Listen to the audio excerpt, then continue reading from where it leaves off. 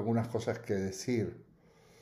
Bueno, la primera de todas es que, sinceramente, ¿no? A mí me cuesta mucho mirar para otro lado, dada la situación que estamos viviendo en Europa y en el mundo. Me cuesta mucho. A veces, eh, sobre todo cuando entramos en temas de fondo y desde el punto de vista de la filosofía, no puedo empezar a comentar la cuarta parte del discurso del método sin más. Así que por lo menos me quiero desahogar. He estado mirando toda la mañana eh, las intervenciones de la sesión del Parlamento dedicada a esta guerra y me ha resultado, por supuesto, muy esclarecedor escuchar a todos, sea porque esté de acuerdo, sea porque esté un poco de acuerdo o sea porque esté en total desacuerdo. Pero, como yo comentaba a alguien que me llamaba, le digo, mira, lo siento, pero no puedo atenderte porque realmente, dada mi trabajo, que es comunicar, comunicar la filosofía y instar a la reflexión filosófica y al pensamiento crítico, pues tengo que estar informado, y de primera línea. Y realmente la sesión parlamentaria que todavía continúa, pues es muy significativa y nos ayuda a fundamentar nuestro pensamiento y sobre todo a poder opinar eh, con fundamento y cierta lógica en los foros donde se hable de este tema. Y también salir al cruce de noticias falsas y de visiones interesadas que desestabilizan, ¿no? Entonces, es nuestra misión, y sobre todo en un curso de filosofía, no solo la mía, sino estoy seguro que para vosotros también será importante. Si se pudiera volver a oír o oírlo en diferido, yo os lo recomiendo. Lo recomiendo porque son discursos que, bueno, cada uno va en la línea que tiene que ir, o sea, al grupo que presentan, pero yo considero que son muy serios. Yo considero que son muy serios. Y como decía uno de los más pequeños, digamos, no digo que sea el mejor ni nada, simplemente uno de los más pequeños en cuanto a representación, que es Joan Baldoví, pues a pesar de todo, Europa seguramente debe ser uno de los lugares más civilizados, donde hay una democracia con muchas imperfecciones, pero, digamos, Buenos días. buenos días, bastante importante para poder vivir en paz, ¿no?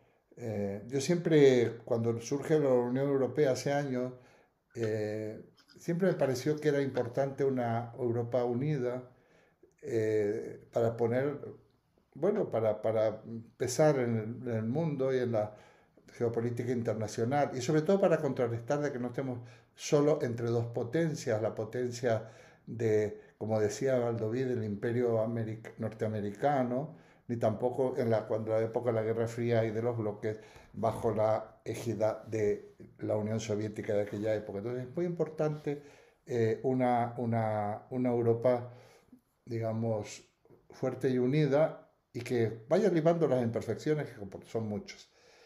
De paso, ya que hay gente de América Latina, también, bueno, y sobre todo de Argentina, que suele ser uno de los países que late más al unísono de Europa en ciertos aspectos, y me imagino que será también donde más manifestaciones ha habido en América Latina, supongo que en Buenos Aires, que es una capital que siempre sigue el pulso a todas estas cuestiones, ¿no? Bueno, yo quería decir esto y una vez dicho esto me quedo, digamos, me desahogo un poquito, de todo lo que he estado oyendo, ¿Has pensando visto que ha vuelto a mandar Sergio cómo, lo de la noche?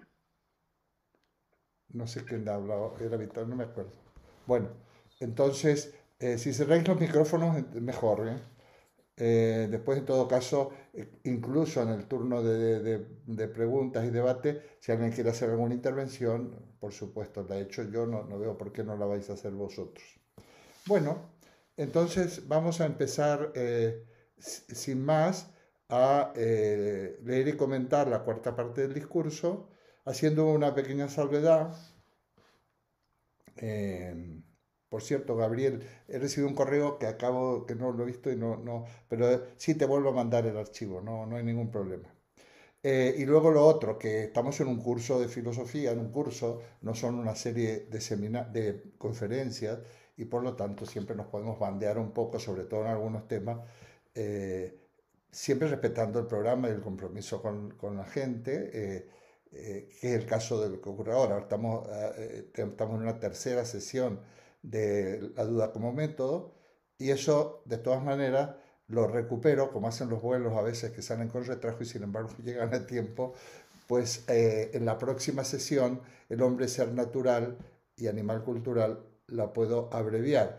O entre las tres sesiones que tengo, o sea, estaban previstas dos del hombre como animal cultural y dos como el hombre como ser espiritual, lo puedo dejar en tres y entre esas tres coloco esos dos temas. ¿Eh?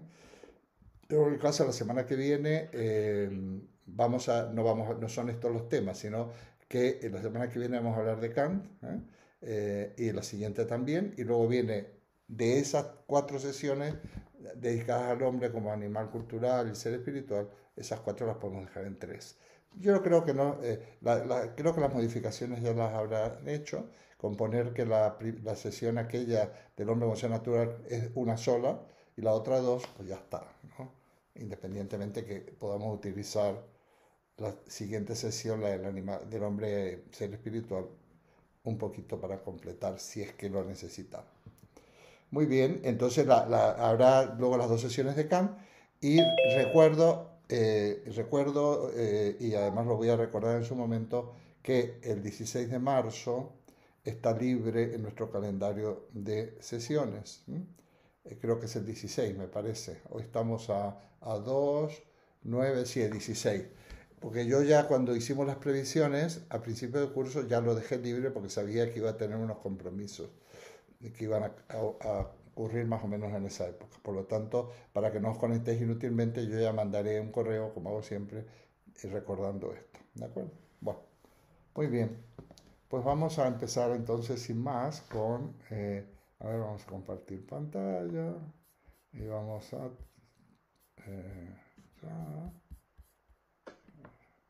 bueno, aquí estamos. Ya sabéis que no es lo que más me gusta, pero si no hay más remedio, no hay más remedio. Y no es lo que más me gusta porque no os veo a todos.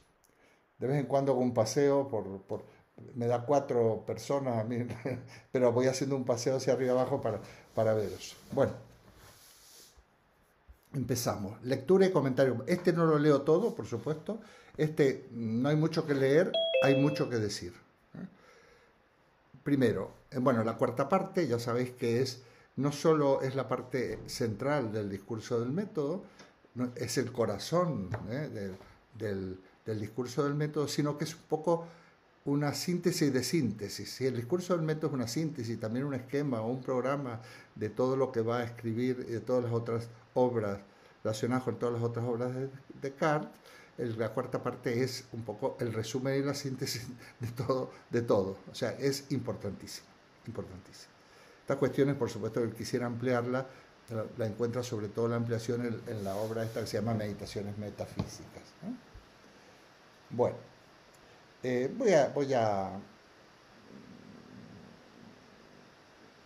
voy a empezar simplemente a leer, a ver cómo puedo retirar esto un pelín. Ahí está. Dice, no sé si debo hablaros, dice, de las primeras meditaciones que hice allí, pues son cuando estaba en este lugar donde descubrí el discurso, ya sabéis, en este campamento de invierno de la guerra. No sé si debo hablaros de las primeras meditaciones que hice allí, pues son tan metafísicas y tan fuera de lo común que quizás no gusten a todo el mundo.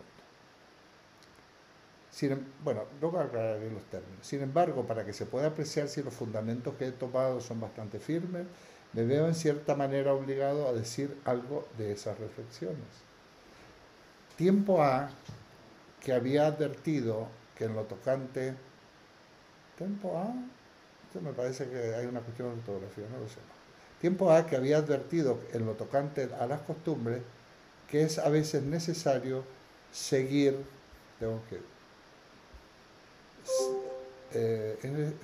me tapa había advertido en lo tocante a las costumbres que a veces es necesario seguir opiniones que sabemos muy inciertas, como si fueran indudables. Y esto se ha dicho ya en la parte anterior, pero deseando yo en esta ocasión ocuparme tan solo de indagar la verdad, pensé que debía saber hacer lo contrario y rechazar como absolutamente falso todo aquello en que pudiera imaginar la menor duda, con el fin de ver si después de hecho esto no quedaría en mi creencia algo que fuera enteramente indudable. Un segundín.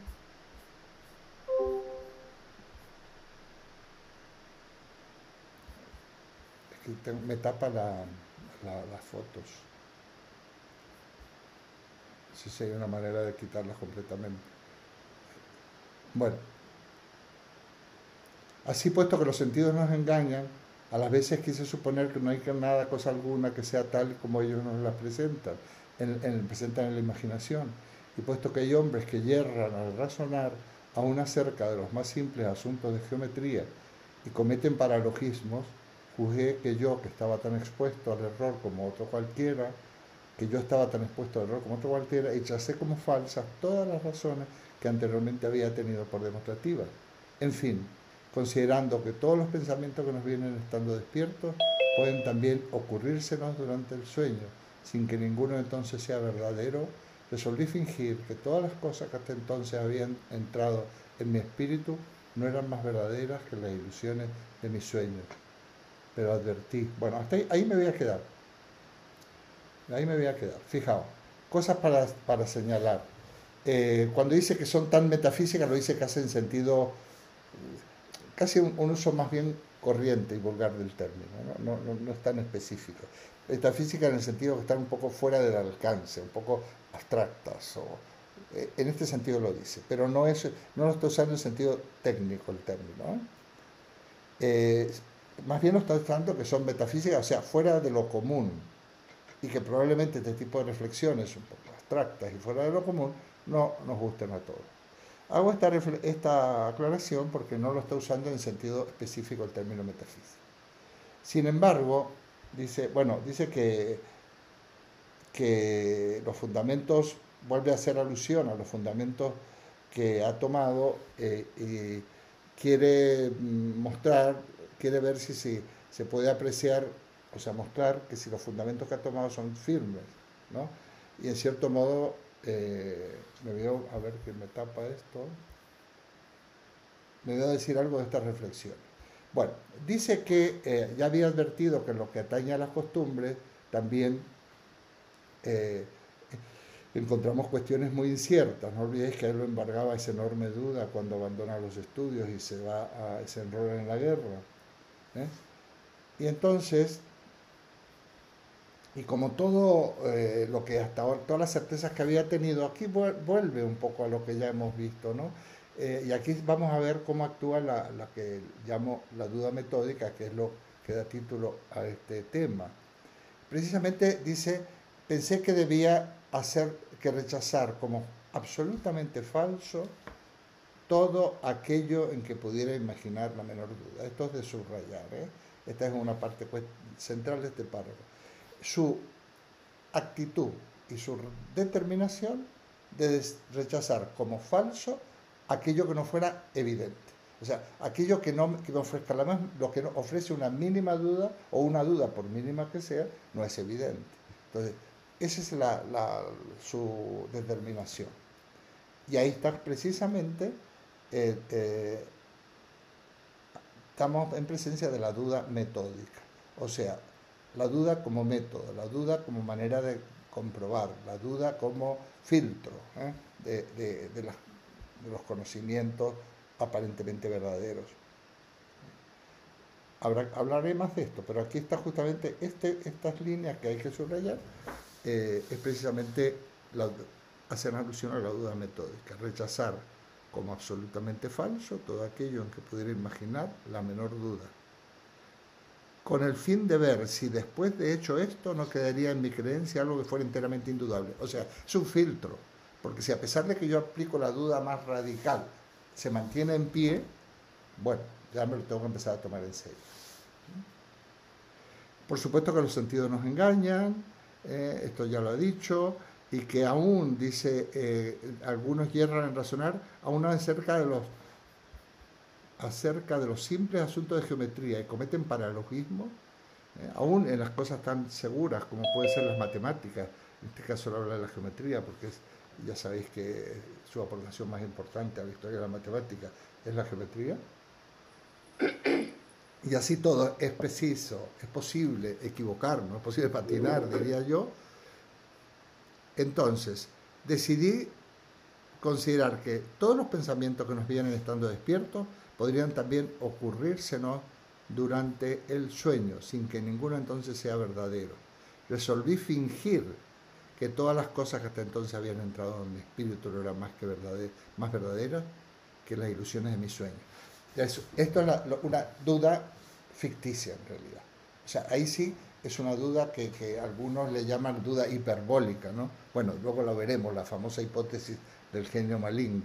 Primero, hay una duda metódica, metodológica, que significa filtrar y poner a prueba. Y segundo, hay una duda ya exagerada, por decirlo de alguna manera, ficticia, que pues resolví pensar que no, mis certezas no eran más, que lo que estaba ocurriendo no tenía más realidad que mis propios sueños, ¿no? ¿Por qué digo esto? Porque se ha escrito mucho sobre la duda cartesiana, se ha escrito muchísimo, y yo dije la semana pasada que hay, digamos, una duda real, existencial,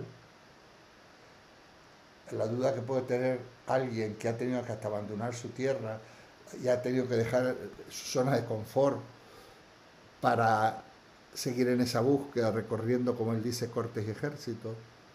Esa duda que se le puede producir a una persona que está en la guerra, todos los horrores de la guerra, independientemente de que pudiera tener un puesto más o menos cómodo en el combate o lo que fuera, pero de todas maneras es una situación realmente de duda existencial real. Por eso yo lo admito que se diga yo que la duda de Descartes es solo metódica y prácticamente es una pose, es un decir, bueno, voy a ver, remover esto a ver si es sólido, porque parte de una duda existencial. El segundo nivel de la duda es lo que hablamos de la duda metódica, que está en ese parrafito de someter a la duda la certeza.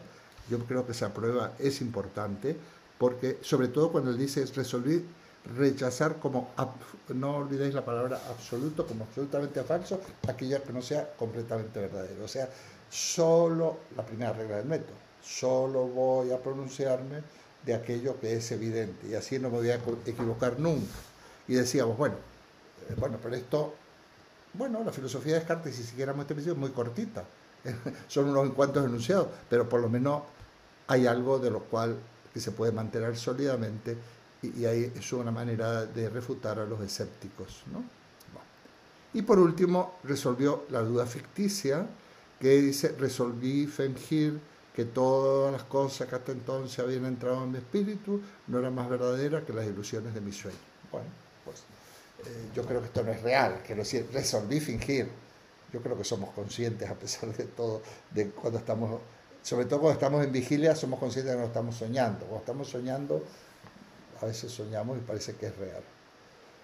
Y ya para no volver a hablar de esto, porque repito que siempre en nuestro curso, a pesar de todo, son titulares, ¿eh? Cada cosa de esta daría pie para mucho. Cuando en unas páginas más adelante voy a hablar del genio maligno, dice, imaginemos que hay un genio maligno, o sea, una especie de dios maléfico que hace que alguna de aquellas cosas que nosotros vemos evidentes también sean falsas, porque no, bueno, esa sería la duda que le llaman algunos hiperbólica, o sea, como en España se entiende que como rizar el rizo de la duda, ¿no? Por supuesto que totalmente ficticia. Bueno, esto es importante lo que viene ahora. Pero advertí luego que queriendo yo pensar de esa suerte, fíjate, esto tiene errores, pero el libro viene así, que es que Tao, no sé qué querrá decir, que también es falso, una cosa así, de suerte que, no, que todo es falso. Jolín, ¿cómo está esto? Sería necesario que yo, que lo pensaba, fuese alguna cosa. ¿Eh? Advertí que queriendo pensar de esa suerte que todo es falso, era necesario que yo, que lo pensaba, fuese alguna cosa. Y observando que esta verdad, fijaos, esto es muy importante ahora,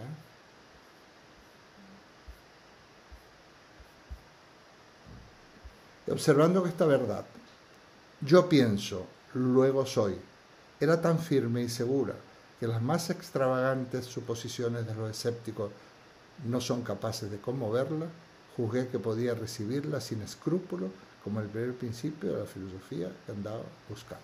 Aquí está prácticamente la afirmación más importante de toda la obra. ¿Eh? Yo pienso, luego soy, es el cogito ergo sum o el je pense donc je suis. Advertencia inicial.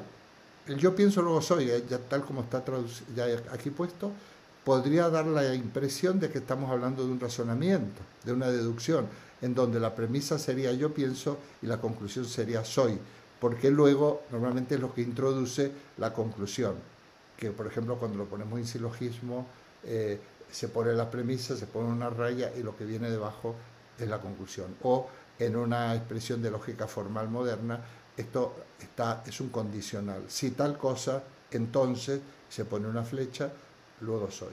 Pues no, esto yo quiero que quede claro desde el principio que no es una deducción, es simplemente la expresión de una intuición intelectual. Ya habíamos hablado los otros días de esto, ¿no? Ese conocimiento inmediato, evidente, transparente, al cual nos tenemos que rendir y que no requiere demostración.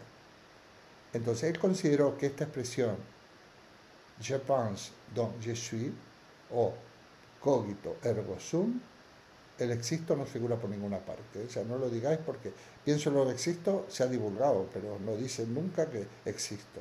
Sea en francés, sea en latín, dice soy.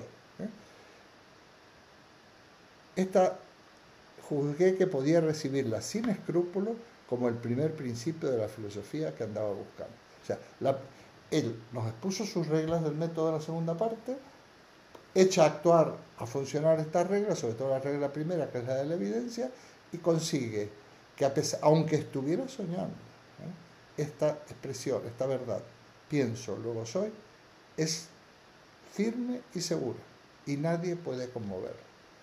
Este es el primer resultado del método cartesiano. ¿Vale? Bueno, no voy a decir mucho más, porque en todo caso podrá salir algo en el debate, pero es que no hay mucho más que decir, que es esto, pienso, luego soy, es inconmovible. Yo creo que sí, yo creo que sí. ¿Sirve para algo? ¿Podemos construir algo a partir de ahí? Bueno, se podría discutir, pero que lo que está claro es que cada uno de nosotros tiene la certeza de que es. Si queréis podemos utilizar ya que existimos. ¿Alguien duda de que existe? Pues no, sinceramente. Creo yo, vamos. Bueno, luego dice, examiné después atentamente lo que yo era y viendo que podía fingir que no tenía cuerpo alguno y que no había lugar, espera que tengo que mover esto, y que no había lugar en el mundo, que no había en el mundo, bueno, no había mundo, bueno, está mal traducido, no me gusta esa traducción, ni lugar alguno en que yo me encontrase, pero que no podía fingir por ello que no fuese, sino al contrario, por lo mismo que pensaba en dudar de la verdad de las otras cosas, se seguía muy cierta y evidentemente que yo era. Porque, digamos, lo que está diciendo, bueno, si dudo, pienso también, y si pienso, soy. O sea, el propio dudar es ya pensar, y pensar nos coloca en la certeza de que somos. Sino porque estaba pensando en dudar de la verdad de las otras cosas, seguía muy cierto y evidente que yo. Mientras que con solo dejar de pensar, aunque todo lo demás que había imaginado fuese verdad, no tenía razón alguna para creer que yo era. Conocí por ello que yo era una sustancia, fíjate, esto es muy importante para subrayar, cuya única esencia y naturaleza toda es pensar, o sea, solo consiste en pensar, dice otra traducción, y que no necesita para ser de lugar alguno, ni depende de cosa alguna material, de suerte que este yo, es decir, el alma, por la cual soy lo que soy, es enteramente distinta del cuerpo y hasta más fácil de conocer que éste. Y aunque el cuerpo no fuese, el alma no dejaría de ser en cuanto es. Bueno, esto es otro párrafo enorme en cuanto a contenido. Vamos a ver. Él considera que, digamos, que esta intuición, por decir así, este pienso luego soy, no tiene nada que ver con el cuerpo ni con lo material, porque podría ser incluso que no tuviera ni cuerpo ni lugar alguno en el mundo, ni lugar alguno en el mundo donde existiese, no conozco otra traducción, de todas maneras sigue vigente. Esto nos llevará a la, digamos, presentación o exposición de lo que él llama, lo que se llama la sustancia pensante. Entonces dice, de la suerte, es decir, yo, dice por ahí, aunque, bueno, lo que viene a decir es que es una naturaleza cuya única esencia, o es algo cuya única naturaleza consiste en pensar. Esto está en este párrafo, ya repito, yo me lo sé de memoria y es otra traducción. Entonces, a ver, pienso luego soy. ¿Qué soy yo? Vamos a seguir una secuencia lógica ahora.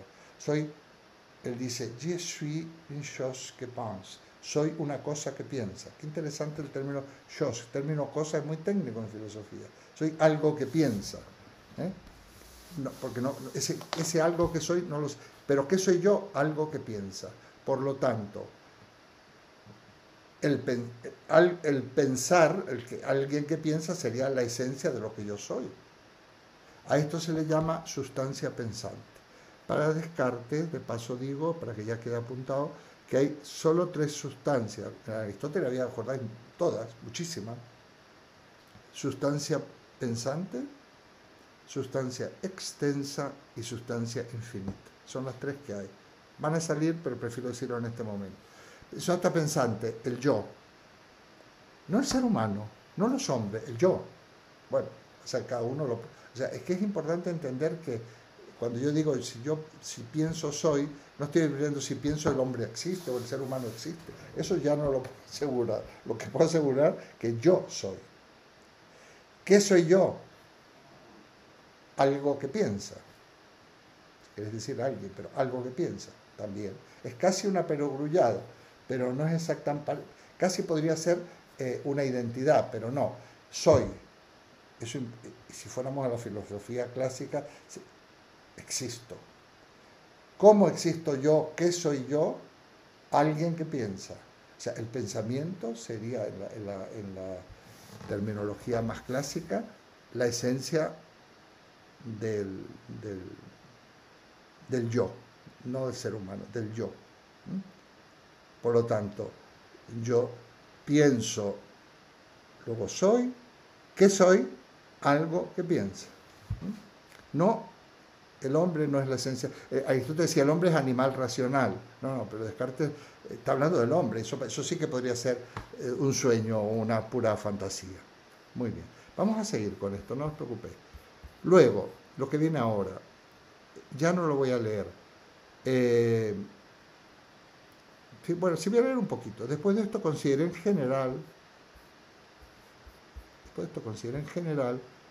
lo que se requiere en una proposición para que sea verdadera y cierta. Pues ya que acababa de hallar una que sabía que lo era, pensé que debía saber también en qué consiste esa certeza. O sea, va a reflexionar sobre este enunciado, ¿no? Pienso, luego soy. Y habiendo notado con la proposición yo pienso, luego soy, no hay nada que me asegure que digo verdad, sino que veo muy claramente que para pensar es preciso ser. Fijaos, cuando digo veo muy claramente, primera regla del método, que para pensar es preciso ser, juzgué que podía admitir esta regla general, que las cosas que concebimos muy claras y distintamente son todas verdaderas. Bueno, ahí está. Es en el momento donde él advierte esta regla, en qué consiste la evidencia, y por lo tanto es cuando formula, por eso digo que está también como resumiendo lo que ha pasado, la famosa primera regla del método que está en la segunda parte, que es la regla de la evidencia. O sea, ¿Y por qué es verdadero? Porque lo ve claro y distintamente. Quiere decir, bueno, porque es una pura intuición intelectual que se te impone y que no requiere ningún tipo de demostración. Seguimos. Por supuesto que me podría hacer todas las preguntas que queráis, lo entiendo. Además no vamos aquí a... Después de lo cual hube de reflexionar que puesto que yo dudaba, no era mi ser enteramente perfecto, pues veía más claramente que hay más imperfección en conocer que en dudar. Y se me ocurrió entonces indagar de dónde había yo aprendido a pensar en algo más perfecto que yo. Y conocí evidentemente que debía de ser por alguna naturaleza que fuese, o de alguna naturaleza que fuese efectivamente más perfecta. Bueno, lo que va a decir es que esto ya no lo voy a leer, lo vais a leer atentamente vosotros porque prefiero glosarlo, va a estar más claro. A ver, él dice, si una vez que descubro que yo soy, que yo asumo que yo soy y que yo soy una cosa que piensa, también advertí que es más, que no soy una persona perfecta, porque si no dudara sería más perfecto. Es más perfecto no dudar que dudar. Pero ¿de dónde me viene? Voy a hacer todo, voy a irme toda la secuencia hasta el final. Luego veremos si detectamos algunos fragmentos. ¿De dónde me viene a mí la idea de perfección? Evidentemente, si yo no soy perfecto, no la puedo haber inventado yo, sino que me tiene que venir de un ser más perfecto que yo. Bueno, con eso va a llegar a que existe el ser perfecto. Es un argumento parecido al de San Anselmo en la Edad Media. A ambos se los conoce como argumento ontológico, pero no exactamente igual. No voy a explicarle San Anselmo. Entonces, llega a la conclusión, lo que nos va a decir, que él tiene la idea de Dios. Él tiene la idea de un ser perfecto, y ese ser perfecto para él es Dios. Luego, en las discusiones posteriores, cuando organice su argumento ontológico, que yo lo voy a leer, él siempre partirá de que tenemos la idea de Dios. Yo en una clase normal y con tiempo diría, ¿esto es correcto o no? Entonces, pues, los alumnos, los estudiantes, sea que sea, se revuelven con esto. Unos dicen que sí, otros dicen que no, que es una idea impuesta, lo que sea. Digo, pero la tienes, ¿no? Bueno, no, ¿cómo que no? Si tú no tuvieras la idea de Dios, no podrías construir un enunciado, una oración, utilizando ese término. La idea la tienes. Como tenemos la idea de mesa o de árbol o de queso, qué sé yo, ¿no? Entonces, toda la fuerza del argumento aquí iba a estar en que tenemos la idea de Dios. Y la tenemos. Ahora hay que ver qué quiere decir. O sea, cuando hablamos de Dios, incluso cuando decimos Dios no existe, tenemos la idea de Dios. Porque estamos predicando de Dios que no existe. ¿Te das cuenta? Incluso cuando decimos Dios es un invento, también tenemos la idea de Dios. Lo que pasa es que ahí Dios casi lo estamos utilizando. En lingüística hay uso y mención de los términos. Cuando digo Dios no existe, lo estamos usando. Cuando decimos Dios es algo inventado, es una mención. Bueno, esto, no voy a entrar en esta. La cuestión es que la fuerza de lo que va a venir después tiene que ver con que aceptemos que tenemos la idea de Dios. Bueno, ahí fue un poco el eje de las discusiones, pero como no hubo manera de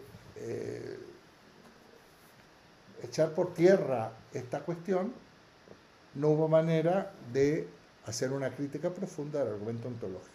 Yo anticipaba la semana pasada que esta crítica del argumento ontológico, profunda y radical y definitiva, tiene que esperar 150 años o más con Kant. Tienen que pasar 150 años. Porque a veces, ante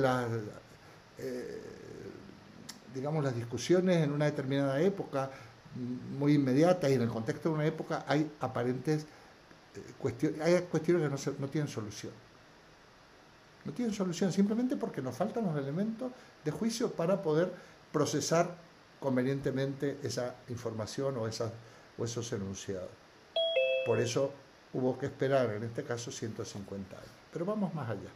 Pues una vez que yo he admitido que tengo la idea de Dios, puesto que no se puede no admitir, cuando yo jugaba, decía la semana pasada, hacer descartes y representar su papel, eh, bueno, era divertido, era un juego divertido, porque yo era Descartes. Entonces, todos los argumentos que me daban, todos fallaban. Yo los rechazaba, pero los rechazaba con argumentos. No, esto nosotros no lo vamos a hacer. Eh, a ver, eh, mira, qué bien, me lo he mandado arriba sin darme cuenta, las cuadrículas, mejor. Bueno, entonces llega un momento que va a analizar eh, la idea de Dios. ¿A dónde está? Cuando habla del triángulo, un momentito. Bueno, voy a hacer el razonamiento y luego, luego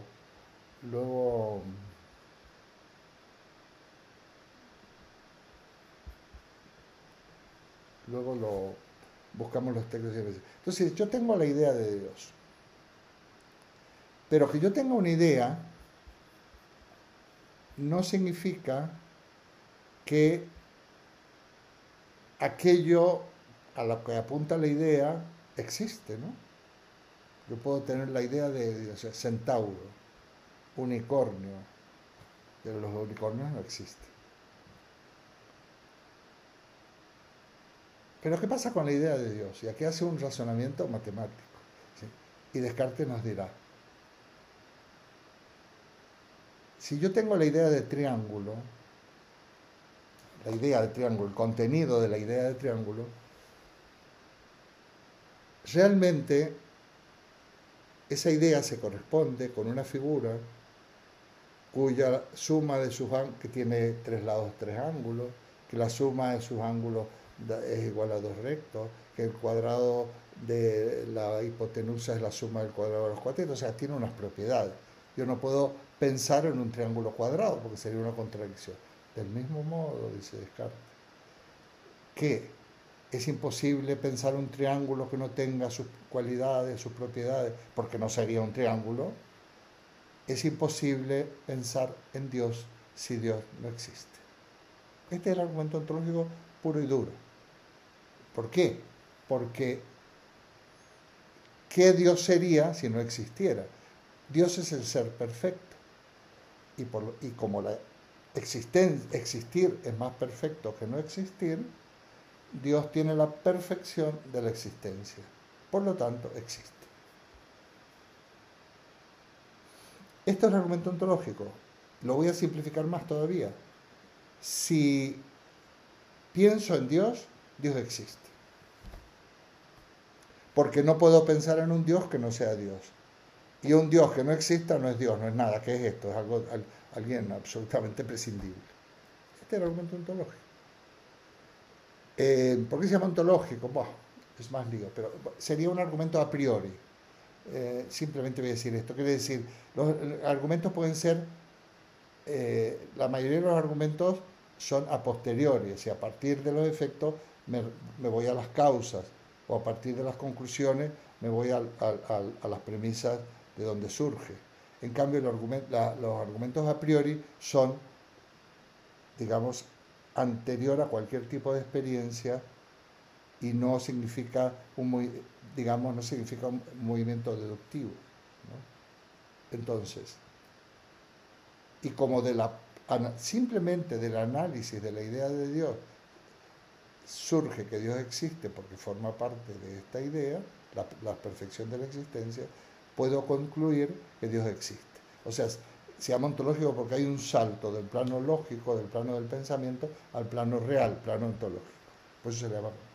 Bueno, me voy a quedar aquí. Faltan algunas cosas, pero casi me voy a quedar aquí para que no se junte tanto y abro un turno de participación.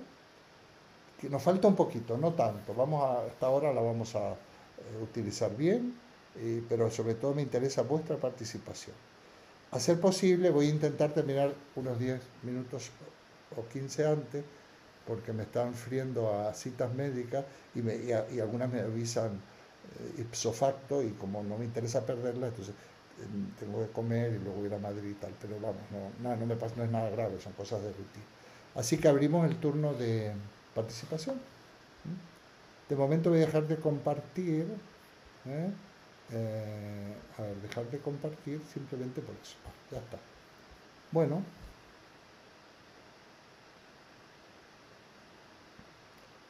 ¿está el amigo Edwin o se ha ido ya? Lo hemos pillado, se ha ido, se ha ido. Está a distancia, a ver, está velando que nada falle, pero se ha ido. Bueno, no importa. ¿Quién quiere empezar a hablar?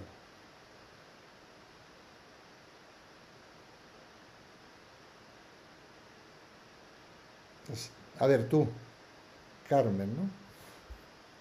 Carmen Gutiérrez, adelante Carmen. Espera, pon tu micrófono. ¿Eh?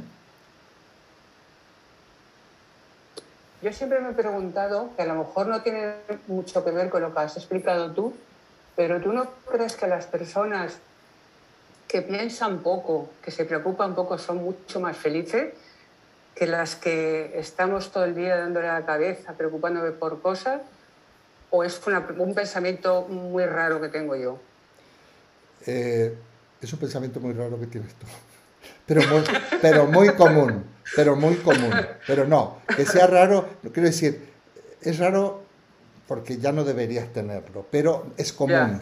Vamos a ver, no pensar, ¿qué significa?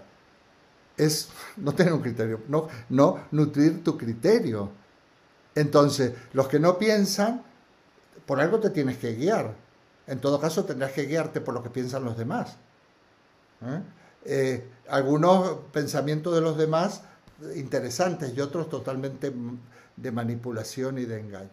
Por un No, lado. que yo quería decir que no se implican, no es que no pienses, no es que no piensen, sino que no se implican demasiado, que dejan pasar muchas cosas y que no se implican en lo realmente importante. O sea que no es que no tengan, que carezcan de opiniones, sí, opiniones pueden tenerlas, pero ni se implican, ni les molesta, ni les importa. Y entonces yo creo que esa gente pues son más ¿Tú felices. crees? ¿Tú crees? Esa gente cuando se Uf, levantan no sé. esa gente cuando se levantan por la mañana y se sienten raros, mal o algo y no saben qué les está pasando, ni de dónde le viene su malestar, porque realmente no sería ser normal en la sociedad que vivimos no tener malestar, Sí, porque tenemos muchas insatisfacciones. Simplemente lo que yo sí. acabo de comentar de la guerra, si tenemos una familia, cualquier miembro de esa familia que les pase algo nos toca, sería de incautos pensar que esta guerra está muy lejos y que no nos va a afectar en todos sentidos. Vamos a empezar ya por los precios del supermercado, que yo hago la compra. Ha subido la carne, que a mí me gusta, el 20%, y he llenado el depósito de combustible. Esto por un lado. Por otro lado, has dicho una cosa. Tanto pensar. No, perdona, no es tanto ni tampoco. A veces la gente cree que tenemos que disipar la creencia de que la filosofía es una comedura de coco. Y yo he dicho, Carmen, en más de una ocasión, que hay que pensar lo menos posible. En ese sentido, sí. ¿Qué quiere decir pensar en lo menos posible? Porque como pensar en el sentido estricto, y para eso tenemos una clase donde qué significa pensar, es pensar en lo importante, es pensar en lo que hay que pensar. La usamos poco, menos mal, porque lo que da que pensar siempre tiene que ver con situaciones problemáticas, ¿no? Que yo le llamaba situaciones límite. Problemáticas no necesariamente malas, pueden ser buenas. Por ejemplo, gestionar el éxito, gestionar una situación de bienestar, que a veces la gente lo gestiona mal, estas cosas también, ¿no? Porque desestabilizan. Entonces, ese pensar, que implica pensar en lo que hay que pensar, es imprescindible si queremos tener una cierta mayoría de edad. Pero por suerte no nos pasamos el día pensando, porque eso, el pensar como última capa de esta capacidad nuestra de razonar, reflexionar, de nuestra inteligencia.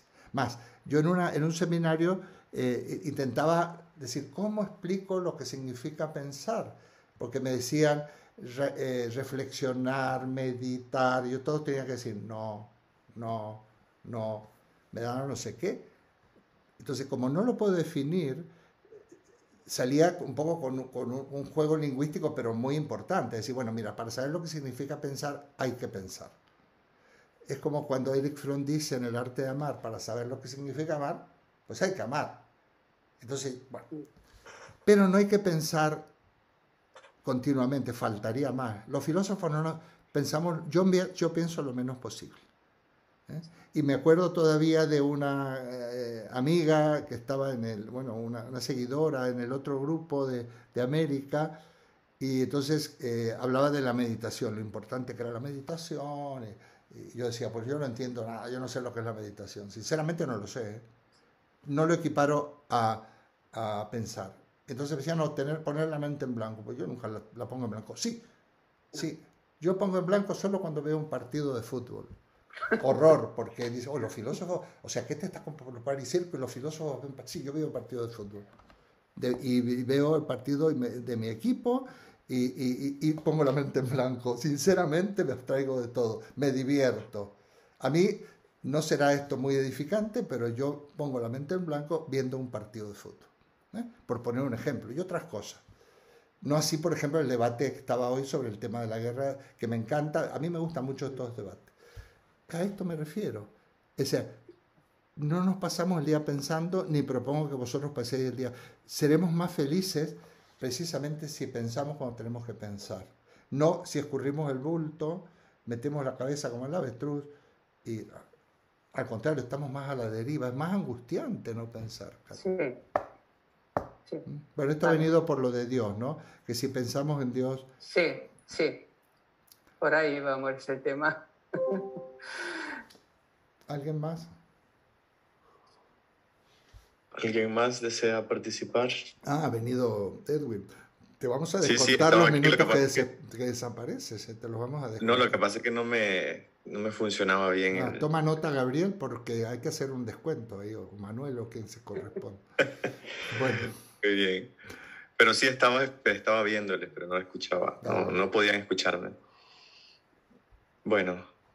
Pues yo a mi pesar,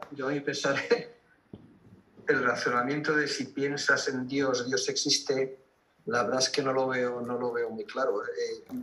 Has mencionado antes un poco de pasada lo del centauro. Tú puedes pensar en un centauro y todos sabemos que no existe. O sea, pensar en algo no asume la existencia de lo que piensas. Yo esto lo siento, Eduardo, pero no lo veo, tío, no lo veo. Bueno, yo me alegro. Bueno, me preocuparía mucho que estuvieras de acuerdo, ¿eh? Vale. Bueno, estaría. Claro que no lo ves, ¿cómo lo vas a ver? Pero los de la época del siglo XVII, aunque no lo veían, se revolvían en el asiento. Se revolvían en el asiento, porque como estábamos en una discusión formal, pues había que argumentar. Por supuesto, estoy de acuerdo contigo. Pero yo te voy a decir una cosa. El cardenal Marsan le dice, Monsieur Descartes, mi querido señor Descartes, no porque yo piense en las islas afortunadas existen. Tú has hablado de un centauro, yo también había comentado un centauro, él habla de las islas afortunadas. Y el cardenal Marsan tenía razón. Entonces dice Descartes, muy bien, mi estimado cardenal, usted tiene razón, pero hay un problema.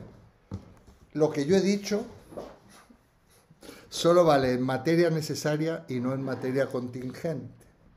Quiere decir, y como todos los seres que conocemos son contingentes, esto quiere decir, esto es un término de la filosofía, ¿qué quiere decir un ser contingente? Que da lo mismo que sea o no sea, que exista o no exista, que puede haber existido o no. Y hay un solo ser necesario. Ese ser necesario es Dios. En materia de ser necesario, ese razonamiento no vale, porque la idea de Dios es la única idea que incluye en su significado la existencia, que forma parte, así como dice, un triángulo es una figura de 3 lados de triángulo, esa es la esencia de triángulo, está incluida la definición, es el único ser, la única idea en cuya definición está incluida la existencia. ¿Y qué quiere decir esto? Pues que existe. Y el cardenal Marsan se quedaba callado, no, se revolvía en su asiento, pero no pudo avanzar. Y todos los que se sumaron a esta polémica. Me hubiera gustado verte en el siglo XVII polemizando Ahora, en el siglo XXI me preocuparía mucho que no hubiera superado esa falacia, porque es una falacia, claro. ¿Eh? Así que, adelante.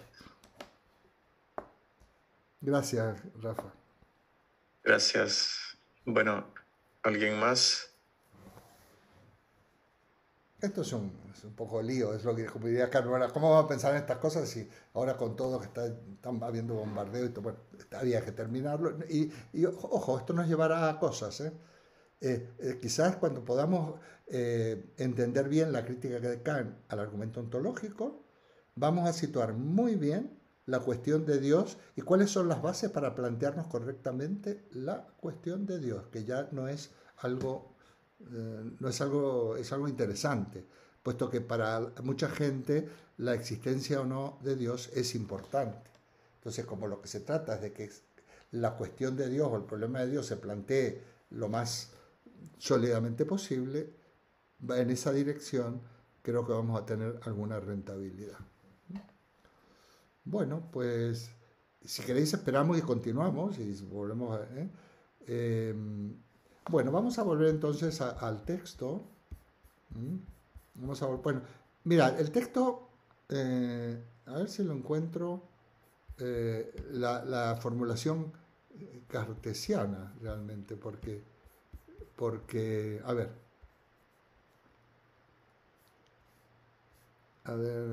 está hablando de que tiene que haber sido puesto por la naturaleza. ¿Ves? Yo tenía idea de varias cosas sensibles corporales, pues aún suponiendo que soñaba y que todo cuanto vi era falso, no podía negar, sin embargo, que esas ideas estuvieran verdaderamente en mi pensamiento. Eso no lo va a negar. ¿Quién va a negar que tiene la idea de centauro? Y nunca hemos visto un centauro porque ni siquiera existe. A ver. Bueno, y aquí viene la... A ver si... Simplemente por leerlo, si no lo vais a encontrar. Mira, si vamos aquí, dice, en cambio, bueno, yo veía bien que si suponemos un triángulo es necesario que los tres ángulos sean iguales a dos rectos, pero nada veía que me asegurase que en el mundo hay triángulo alguno. Claro, yo puedo pensar en un triángulo, y más, pienso en algo que tiene propiedades, en una figura, y sin embargo los triángulos no existen. Fijaos. Ahora, si pienso en triángulo, pienso en triángulo, pero no, entre otras cosas, porque no existen. Como no existen los números, no existen las figuras geométricas. Por eso yo, cuando decía a mis compañeros de matemáticas que enseñaban cosas que no existían, se dedicaban a cosas que no existen, se enfadaban mucho, pero era verdad. Ya sabes que yo siempre he sido un poco picajoso, entonces me gustaba picarlos un poco. En cambio, si volvía a examinar la idea que yo tenía de un ser perfecto, encontraba que la existencia está comprendida en ella del mismo modo que en la idea de un triángulo está comprendido el que sus ángulos sean iguales a dos rectos, o en la de la esfera en que todas sus partes sean igualmente distantes del centro, y hasta con más evidencia aún, y que por consiguiente tan cierto es por lo menos que Dios es ese ser perfecto, que es el ser perfecto, eso existe como puede ser una demostración de geometría. Este es el argumento ontológico. Este es el argumento ontológico. Cuando volvamos a comentar, podemos volver a esto, pero leamos bien esto atentamente, ¿no? Cuando yo pensaba en un triángulo, ese triángulo es un triángulo, tiene tres lados, tres ángulos. Pero no había nada en eso, no hay nada que me asegure que exista el triángulo. Yo puedo pensar en un centauro, puedo pensar en un unicornio, una especie de caballo con un cuerno aquí en la trompa. Sí, bueno, y si pienso en un unicornio tendrá que tener un cuerno ahí, ¿no? O en alguna parte, tendrá que tener un solo cuerno, por lo menos. Pero nada me asegura que existe. Si yo pienso en un triángulo, tiene que ser un triángulo, tiene que tener tres lados, etcétera, tres ángulos y demás. Sin embargo, si pienso en Dios, como en la idea de Dios la existencia está incluida en su esencia, es evidente que Dios, que es el ser perfecto, es o existe. Aquí lo tenéis, aunque no os guste. Bueno, no tiene por qué ni gustar o no, nos estamos deteniendo en un hito dentro de la historia del pensamiento que ha dado, por otra parte, esto ha tenido muchas consecuencias, no solo desde el punto de vista lógico y como base del racionalismo, sino ha tenido consecuencias desde el punto de vista de la religión, entre otras cosas, porque ya comentaba yo que demostrar racionalmente la existencia de Dios dentro de las religiones cristianas y en general las religiones mediterráneas, judeocristianismo y islam, es una soberana herejía. Esta es la herejía gnóstica, con G, gnóstica.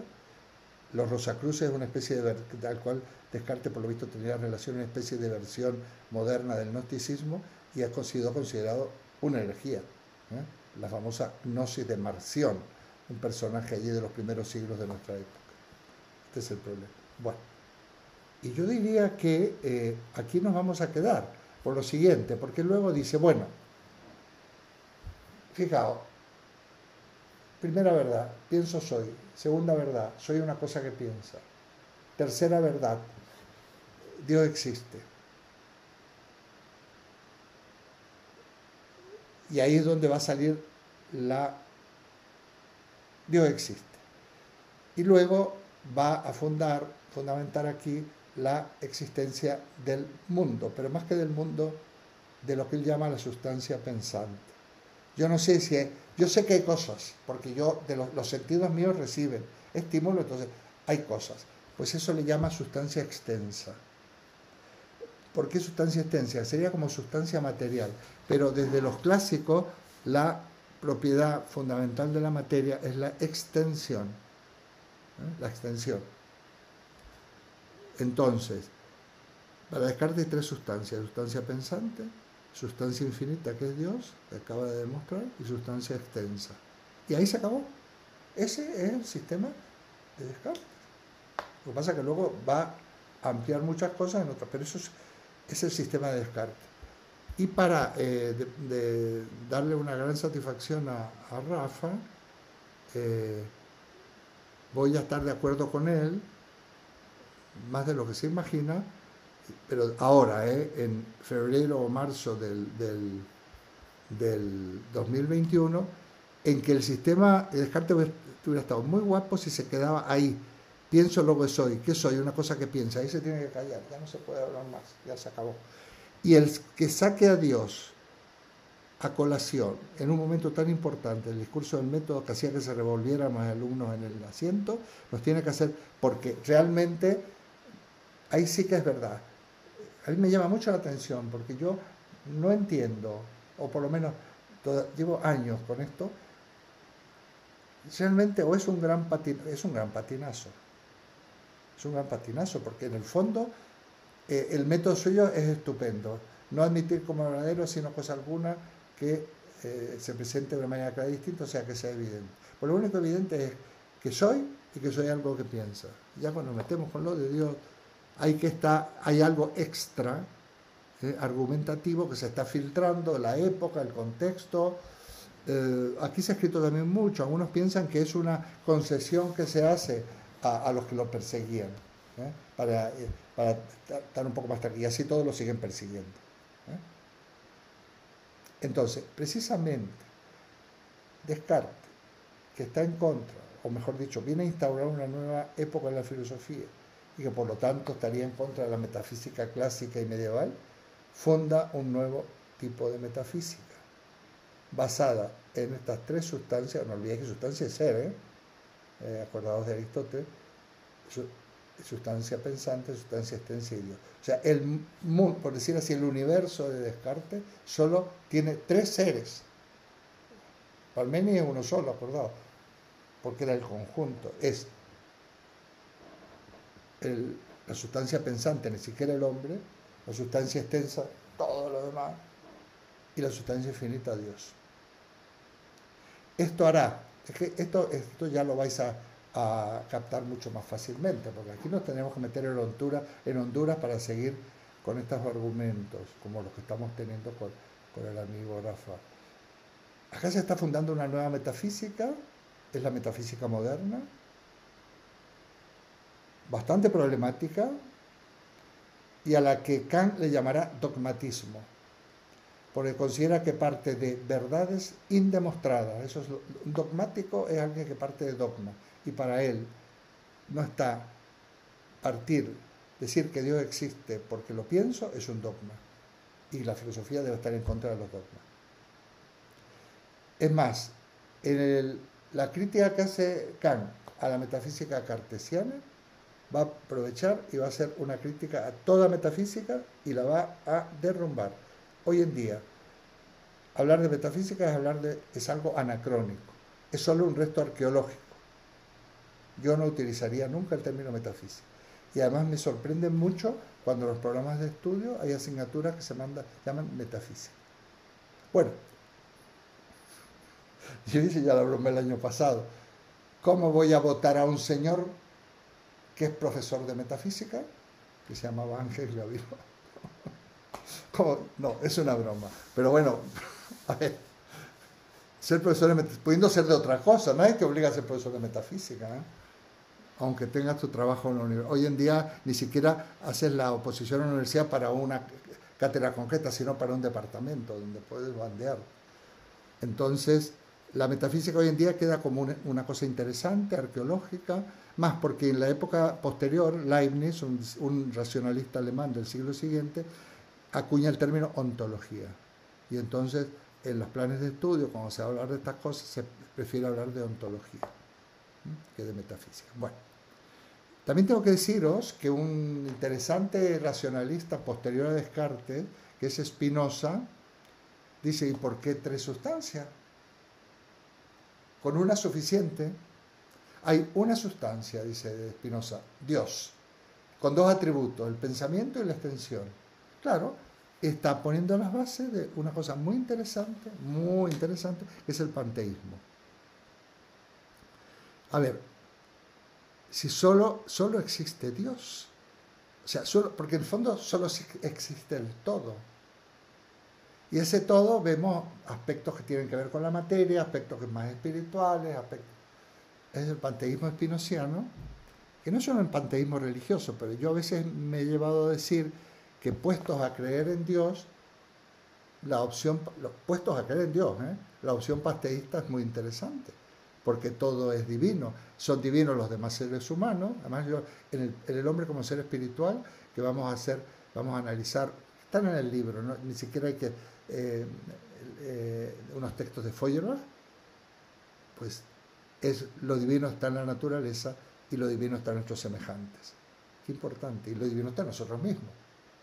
Qué interesante. Hablando de lo divino como lo sagrado, como lo sublime, casi metafóricamente. Entonces, ¿por qué tres y no uno? Dirá Spinoza. No lo dice exactamente así. Es un autor que lamentablemente no nos da tiempo de darlo, pero ya siempre, como estas cosas, siempre es posible ponerse de acuerdo. Decimos, bueno, ¿qué tal este año si leemos, qué sé yo, la ética de Spinoza? O ponernos de acuerdo en un seminario donde cojamos 3 libritos con mucha anticipación y solo hablemos de estos libros y nada más. Ya no demos lineamientos de historia de la filosofía, porque bueno, en algún momento... Bueno, pues yo creo... bueno, entonces... La sustancia extensa aquí viene una cosa que se conoce como dualismo cartesiano. Entonces nosotros estamos formados ya como nosotros, Edwin, Rafa, Carmen, yo, pertenecemos como a dos partes, a dos sustancias, a la sustancia pensante y a la sustancia extensa. O sea que en el fondo, mi yo que está completito en el alma, incluso, porque que tenga cuerpo, que haya lugar en el mundo, Descartes dice, eso no es seguro, podría ser un sueño. Estamos formados de dos sustancias en el fondo, parte alma y cuerpo. Es un poco el dualismo platónico, pero mucho más dualista, porque el dualismo platónico no es tan dualista. De hecho, ha pasado a la historia como dualismo platónico por lo de alma y cuerpo, pero yo podría defender que no ha sido así. En cambio, Descartes sí. Nosotros ya como individuos estamos formados por parte de dos sustancias, la pensante y la extensa, alma y cuerpo. Problemático también esta cuestión. Pero bueno, Descartes es un matemático, su contribución es impresionante desde el punto de vista de la geometría analítica, que ha sido tan crucial para la historia de las matemáticas. Por otra parte, también tiene un papel importante en cuanto, para mi modo de ver, el tema de la duda metódica, que a mí me es muy caro, al punto de que uno de mis libritos se titula Filosofía para desaprender. Es necesario desaprender y empezar a volver a construir, pero no se puede derrumbar todo. Bueno, es muy del siglo XX todas aquellas filosofías de la deconstrucción que se llama, ¿no? Pero es necesario en nuestras vidas, Carmen, a veces poner en tela de juicio nuestras creencias y de en qué estamos parados, y eso sería el pensar. ¿Te das cuenta? Ese es el pensar, pero no para angustiarnos y comernos el coco, precisamente para desangustiarnos. Mira, cuando yo tengo un problema, siempre busco un plan B. Yo debo tener B, C, D, soy así. Y yo, la manera que tengo de dejarme, digamos, solventar esa preocupación o angustia, decir, bueno, y que si pasa, me pongo en lo peor y a ver qué haría. No sabéis cuánto me tranquiliza. Todo tiene que ver con Descartes, pero a mí me tranquiliza mucho. Y eso es un pensar. Bueno, en fin, en el peor de los casos, ¿qué me puede pasar? Y eso me tranquiliza mucho. Y cuando en la vida hemos tenido circunstancias brutales, terribles, a las cuales hemos sobrevivido, todo lo demás te parece una nimiedad. ¿Pierdes dinero? Bueno, es dinero. Se ha hundido la bolsa. Yo tiemblo cuando se hunde la bolsa. Siempre bromeo, no tengo ni un duro en la bolsa. Mira cómo tiemblo, ¿no? Efectivamente, lo importante es lo que cuenta. Y a eso tenemos que abocar no solo el pensar, sino el actuar, la acción. Pensamiento y acción van unidos. Es este el asunto. Bueno, pues vamos a abrir otro turno de participación, de consideraciones. Y con esto... bueno, la parte quinta y sexta sí que ya no la vamos a ver. Solamente voy a decir una cosa. Descartes, por supuesto, sustenta ya, porque es además es un admirador de Galileo, la teoría heliocéntrica, y además se atreve a ensayar una concepción heliocéntrica del universo con la famosa teoría de los torbellinos. Bueno, una teoría un poco, son como torbellinos, que luego a lo mejor no es tan descabellado porque estamos hablando, a lo mejor está intuyendo galaxias, está intuyendo otros polos energéticos o está intuyendo agujeros negros, quién sabe qué. Pero está muy anclado, muy dependiente del contexto y parece como muy poco actual, ¿no?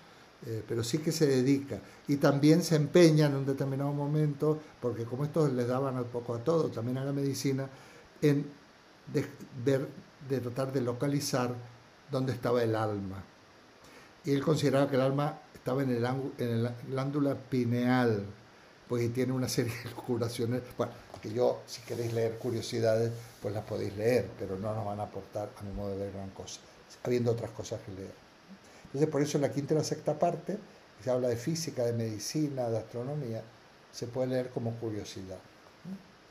En cambio, lo que hemos visto hasta ahora, lo vamos a tener en cuenta en Kant, que es un tema muy importante, y puedo decir que, a mi modo de ver, por un lado está Aristóteles, bueno, Platón-Aristóteles, pero Aristóteles, el gran filósofo de la antigüedad, y el gran filósofo de la modernidad es Kant, que curiosamente ambos sustentan, digamos, con Kant se produce también una reforma, una reforma de la física, hay sobre la base de la física aristotélica, gracias a su influencia de Newton.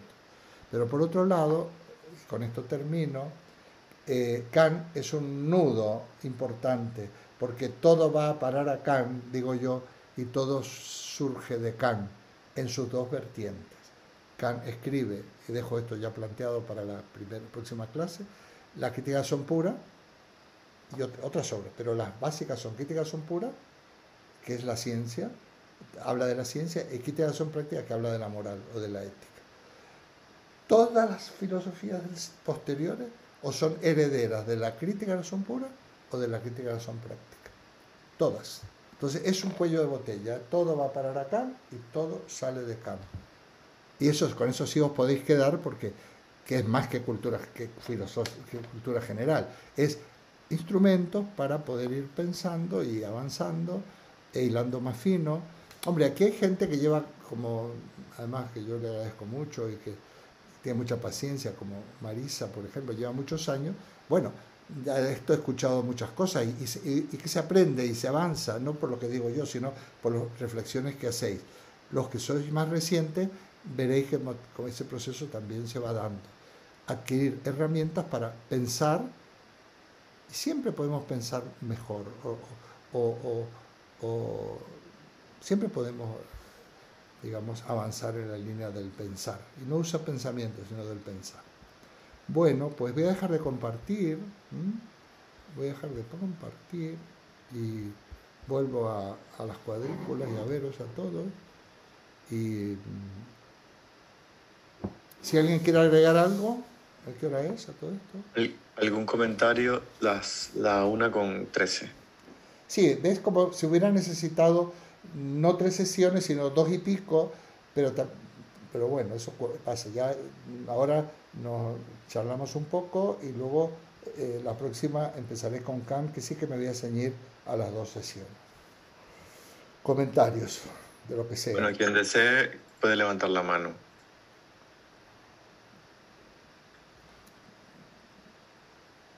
Ahí está. Bueno, Rafael, adelante. Sí, bueno, un poco por abundar, un poco yo entiendo que es lo más importante, o de lo más importante que has mencionado acerca de Descartes, es el tema de la duda metódica. Y eso aplicándolo a la vida, un poco a la vida cotidiana. Tengo un amigo que es de los que cuando habla parece que está pontificando. Y recuerdo que un día le dije, oye, ¿tú tienes alguna duda acerca de algo? Y le pillé tan desprevenido que me dijo, no.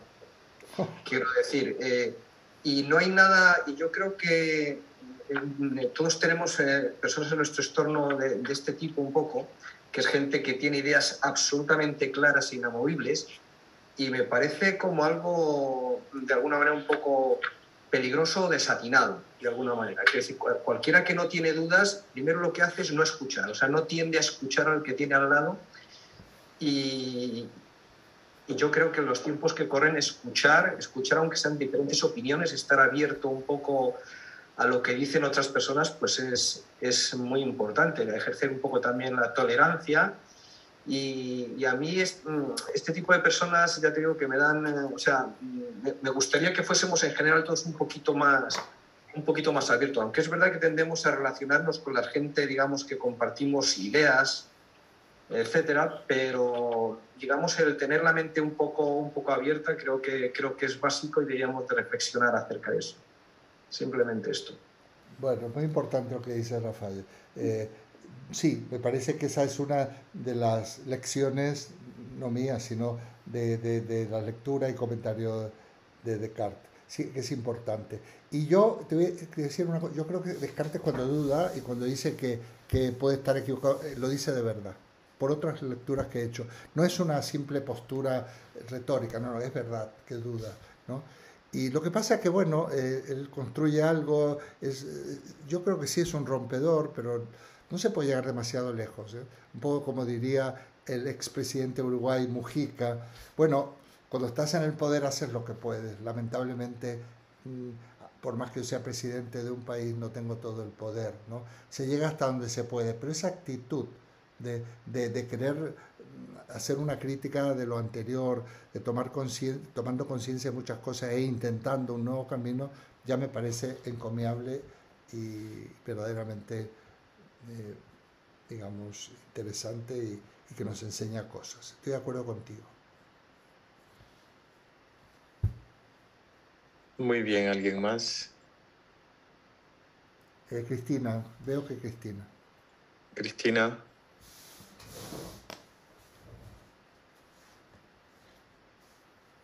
Tienes que activar tu micrófono.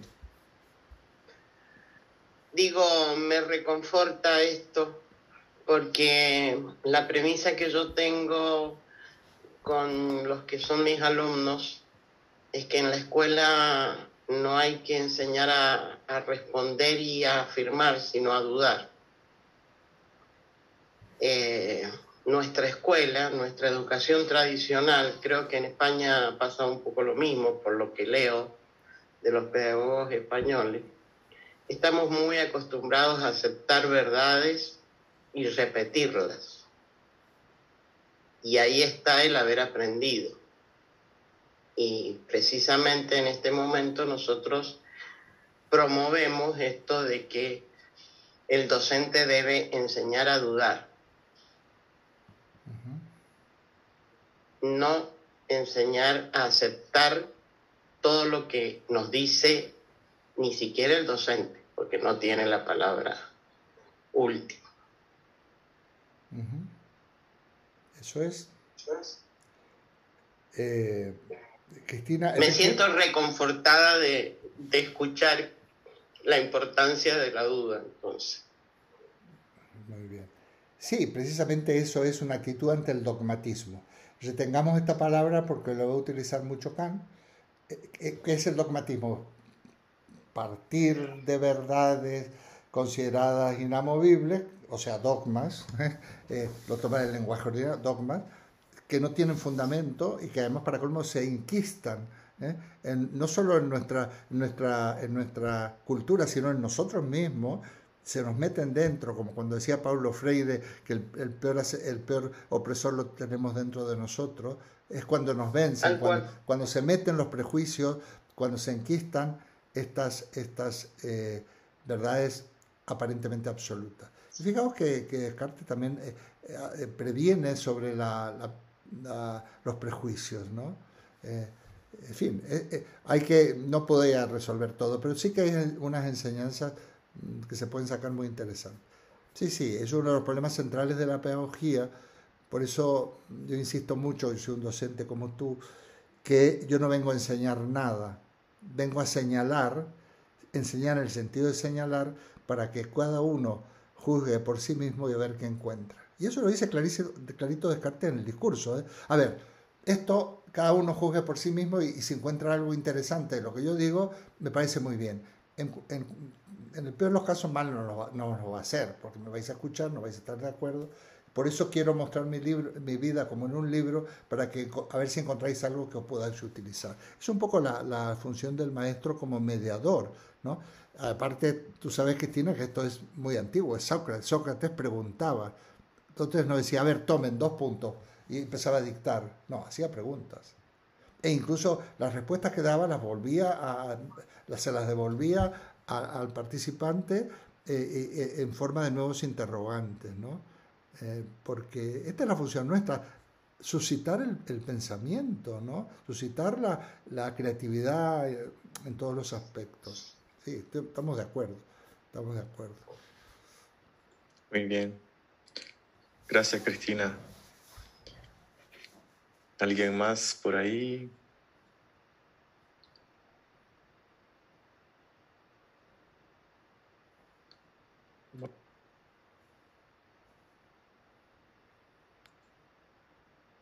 Nadie más, parece. Si alguien quiere hacer alguna alusión, no es obligatorio, a lo que, como yo empecé mostrando mi preocupación por la situación bélica que se está viviendo, también se puede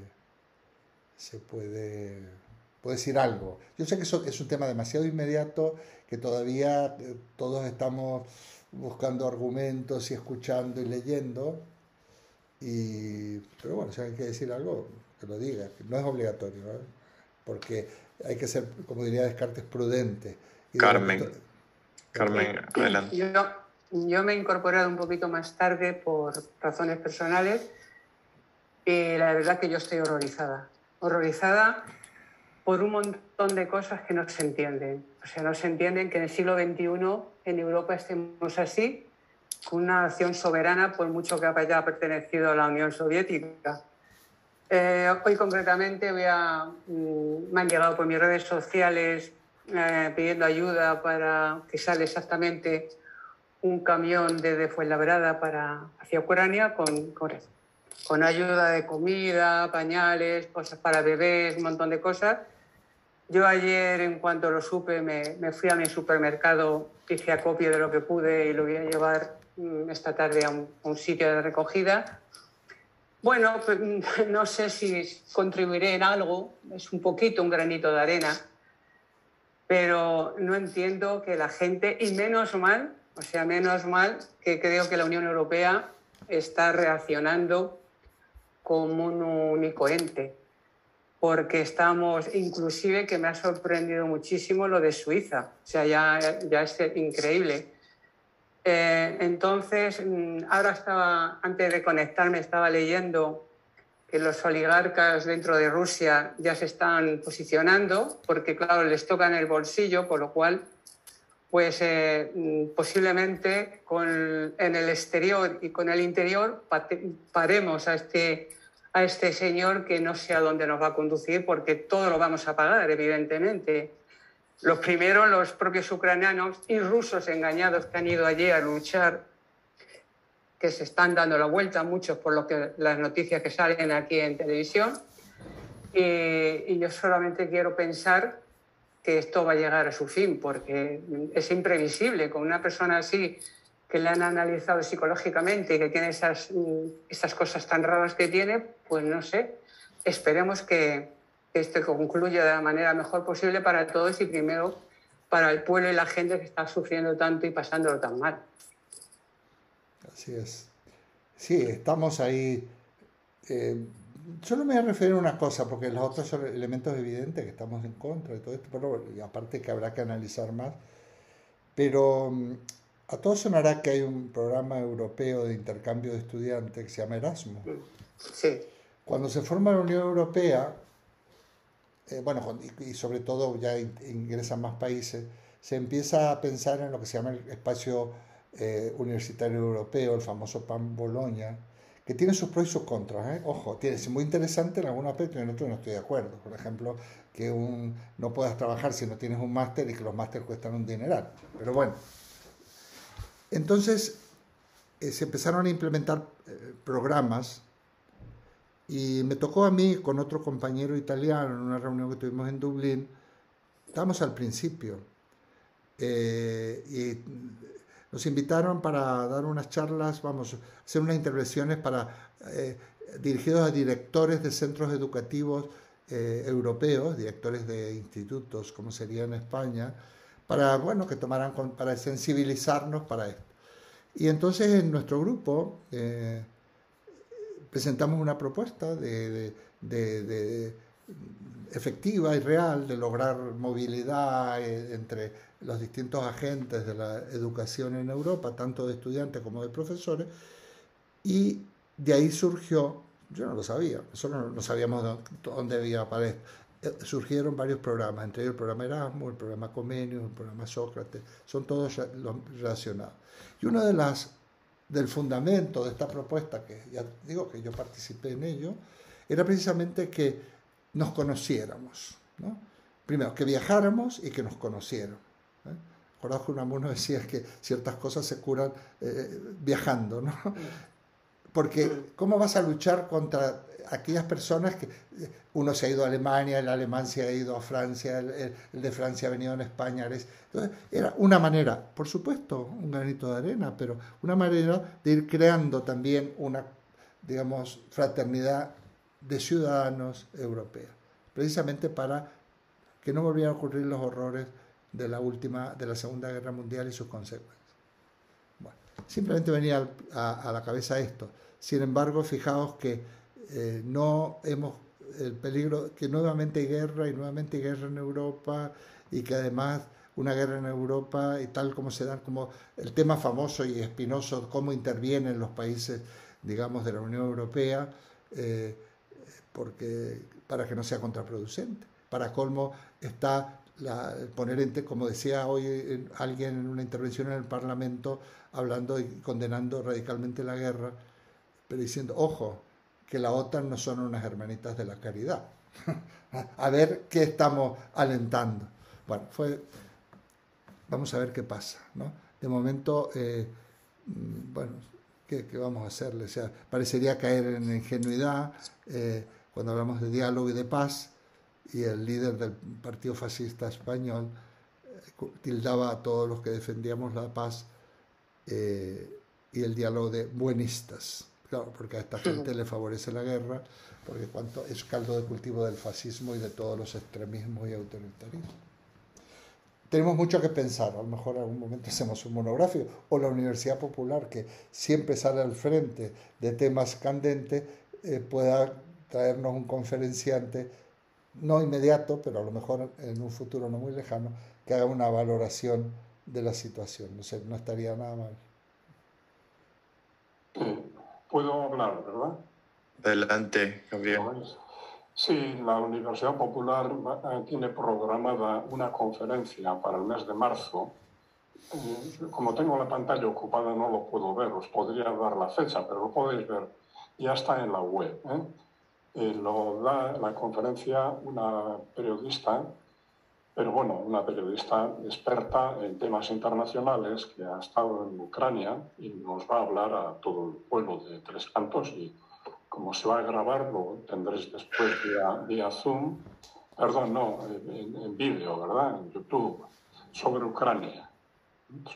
Y bueno, pues será una ocasión para aclarar muchas cuestiones. Muy bien. Es lo que os quería decir, nada más. Bueno, muchas gracias, Gabriel. El tema de Ucrania es un tema de una gran complejidad, de unas ramificaciones impensables, y digamos, yo no me atrevo a decir prácticamente nada, porque hay aspectos que son muy oscuros y se han oscurecido. Sabéis que en la guerra pues, hay varios frentes. El frente bélico, es evidente, ¿verdad? Hay un frente diplomático, un frente cultural, un frente económico, un frente financiero, etcétera, etcétera.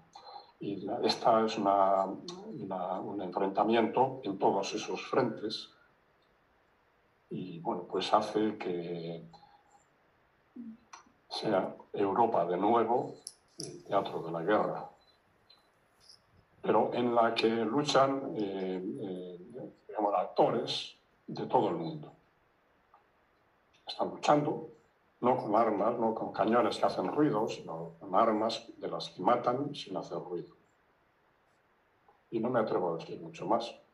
Sí, es difícil, todavía nos falta información, nos falta estar atento a los acontecimientos y demás. Sí.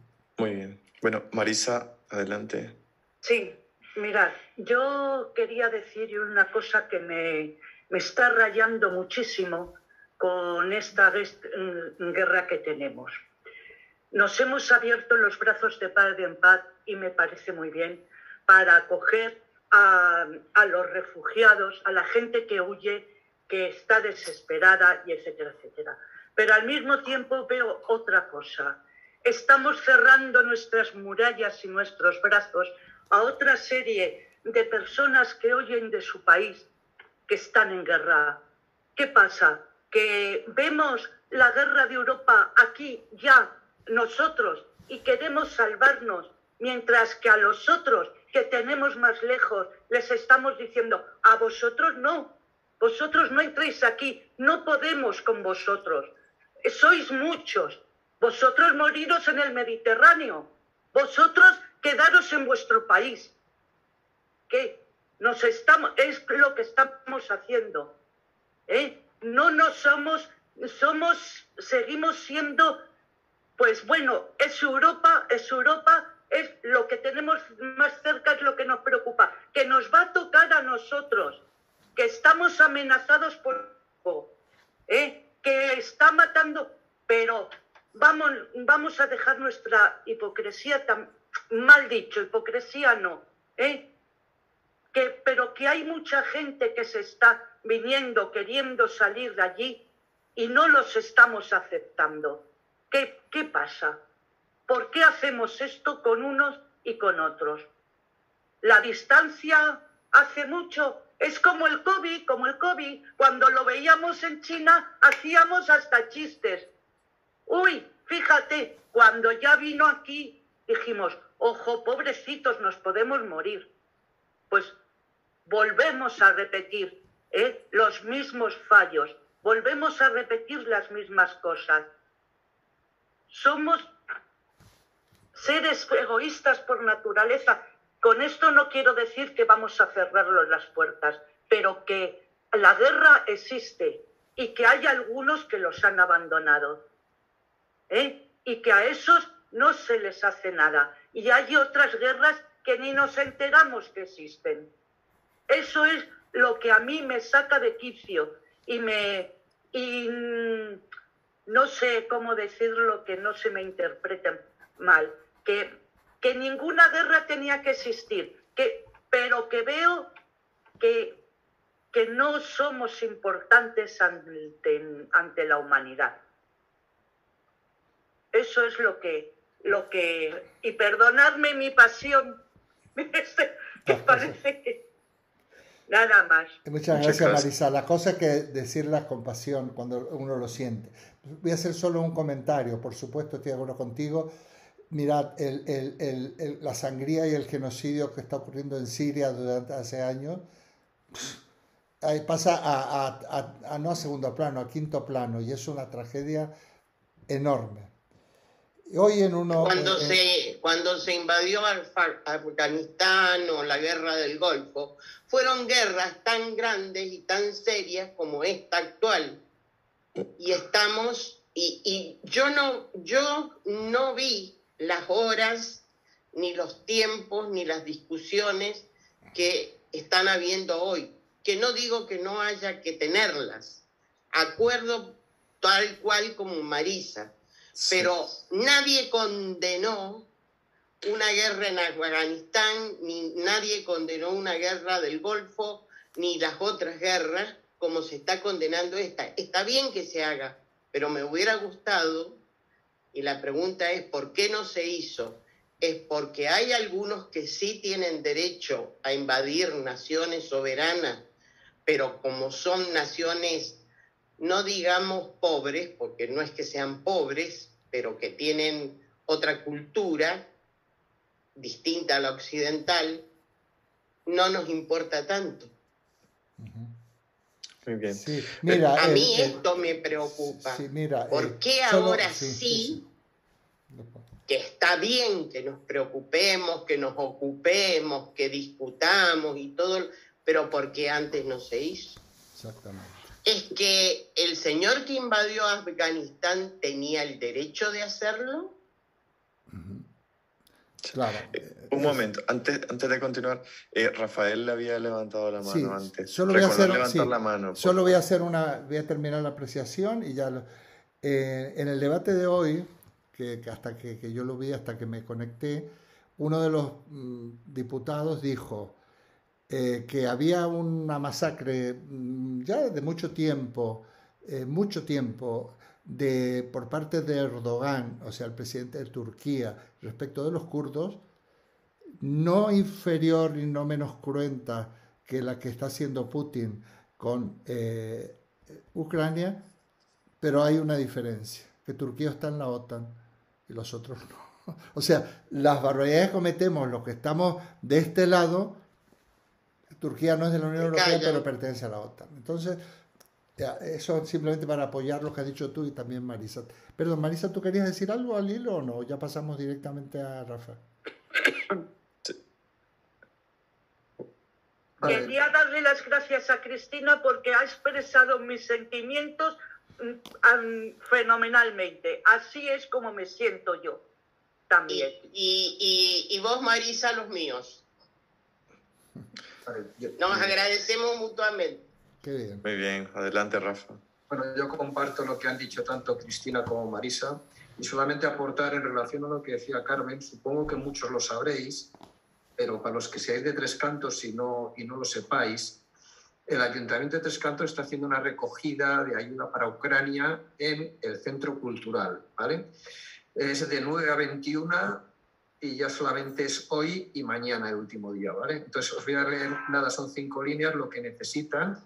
Se recogerán alimentos no perecederos que no vengan envasados en cristal y que no haga falta cocinarse, medicinas para botiquines básicos, vendas, alcohol, antisépticos, esparadrapo, productos de higiene personal, toallas húmedas y enseres como mantas, saco de dormir, esterillas y ropa térmica, así como guantes y gorros para su envío a Ucrania, ¿vale? Y Y esto ya te digo, se está haciendo en el Centro Cultural, ya sabéis que está enfrente del Ayuntamiento, en unas salas ahí de exposiciones, pues lo están haciendo hoy y mañana, ¿vale? O sea, ¿dónde es exactamente el local? O sea, hay que entrar, ¿no? Hay que entrar. Hay que entrar dentro y son las salas de exposiciones que están, entiendo que son las que están entrando a la derecha, Ya. enfrente justo del Ayuntamiento. Perfecto. O sea, en el Centro Cultural, claro. Entra al Centro Cultural, ahí hay una mesa donde están los conserjes, a la derecha, ¿no? A la derecha están las salas de exposiciones y entiendo que son estas, ¿eh? No estoy seguro, pero entiendo que, pero vamos, que en cualquier caso es el edificio ese, o sea, no hay duda del edificio, ¿vale? Es ininterrumpido el horario, no cierra al mediodía. No, de 9 a 21, aquí dice ininterrumpido, o sea, no dice que haya... Hoy y mañana son los últimos días, vale, perfecto. Exacto. Muchas gracias. Gracias. Bueno, pues entonces nos despedimos. A mí no me viene mal terminar unos minutos antes hoy, tal como os comenté. Y bueno, continuaremos con nuestra reflexión, nuestro diálogo filosófico con Kant. No digo que tengáis la crítica son pura mano, porque yo voy a presentar unos textos, voy a inducir el diálogo. Sí, sin embargo, podéis leer el capítulo de alguno de los libros que tenéis donde yo hablo de Kant, porque va a ser un poco en la misma línea, ¿no?